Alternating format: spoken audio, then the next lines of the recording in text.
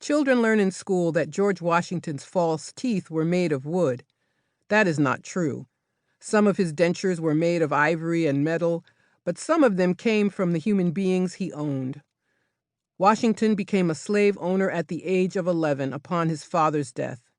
He increased his wealth in 1759 when he married Martha Custis, a widow who had nearly 300 slaves, of which more than 80 were dower slaves, meaning they were granted to her upon her husband's death, while the remainder were in her custody until their minor son came of age to own them legally, while Washington had approximately 50.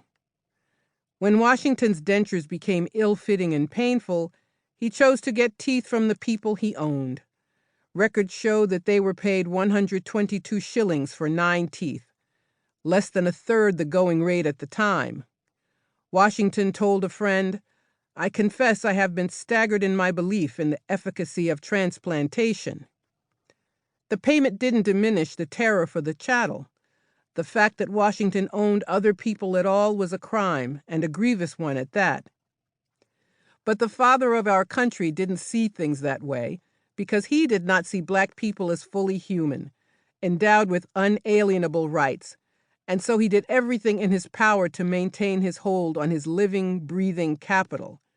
His story, sanitized for elementary school children, is a fundamental example of the lies told about our nation's history that keep Americans ignorant of the truth and how it affects them today.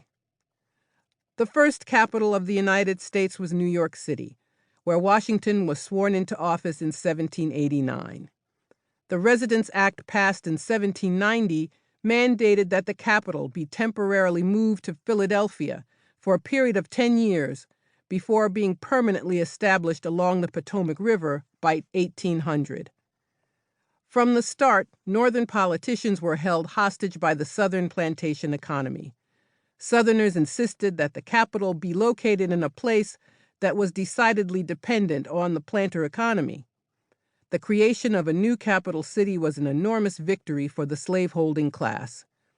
Their peculiar institution was granted physical protection and the imprimatur of a government built to ensure its survival. A central political principle in the early days of this country was the maintenance and protection of the slavery system.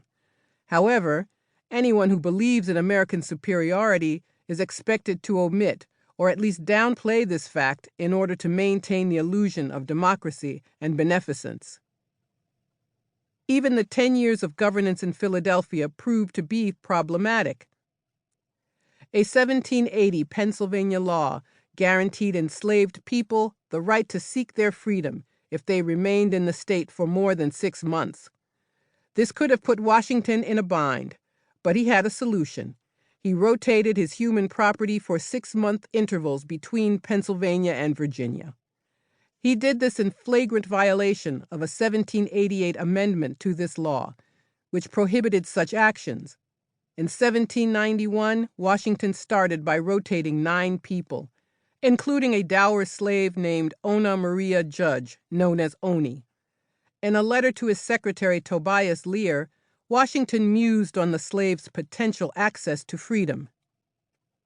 At any rate, if they conceived they had a right to it, make them insolent in a state of slavery. As all except Hercules and Paris are dour Negroes, it behooves me to prevent the emancipation of them. Otherwise, I shall not only lose the use of them, but may have them to pay for. If upon taking good advice it is found expedient to send them back to Virginia, I wish to have it accomplished under pretext that may deceive both them and the public.